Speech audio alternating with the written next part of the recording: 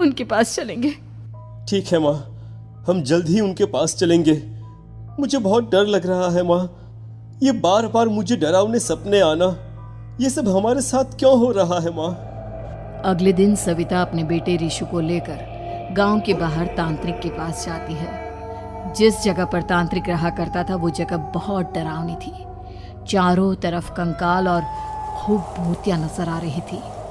गांव से दूर वीराने में उस जगह पर जोर से आंधी चल रही थी। ऋषु ने डर कर अपनी माँ का हाथ पकड़ लिया। माँ मुझे बहुत डर लग रहा है। ये कैसी जगह है? देख बेटा, हमारे साथ जो कुछ भी हो रहा है उसका इलाज सिर्फ और सिर्फ ये तांत्रिक महाराज ही बता सकते हैं।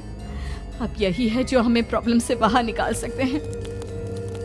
जैसे ही सविता और ऋषु तांत्रिक की झोपड़ी के अंदर पहुंचे, वहां का नजारा देखकर उनकी आंखें फटी की फटी रह गई। तांत्रिक की झोपड़ी के अंदर कई सारे लोग अपनी गर्दन घुमा घुमा कर जोर जोर से चीख रहे थे। कौन हो तुम और यहाँ क्यों आई हो? महाराज, मेरे बेटे को कुछ दिनों से एक डरावनी काली परछाई नजर आती है और कल रात उसने मेरे बेटे पर हमला भी कर दिया।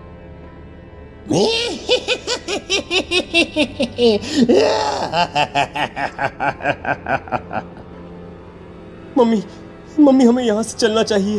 ये जगह मुझे ठीक नहीं लगती। नहीं बेटा, ऐसा नहीं कहते।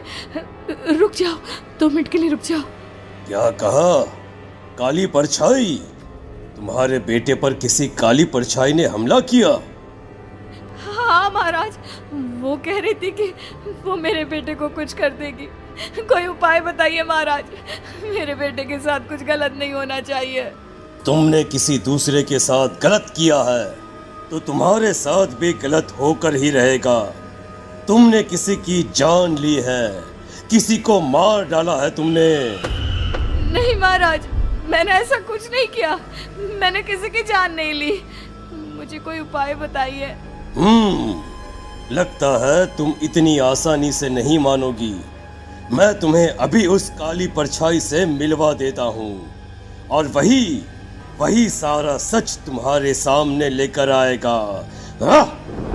सविता और ऋषु ने डर के मारे अपनी आंखें बंद कर ली। तभी अचानक तांत्रिक की झोपड़ी में अजीबोगरीब आवाजें गूंजने लगी। सविता और ऋषु बुरी तरह से कांप रहे थे। आंखें खोलो और अपने सामने देखो। क्या यही है वो जिससे तुम कल रात को मिली थी? बताओ मुझे। हाँ, इसने कल रात मेरे बेटे के ऊपर हमला किया था। ये उसी लड़के की भटकती हुई आत्मा है जिसे कुछ दिन पहले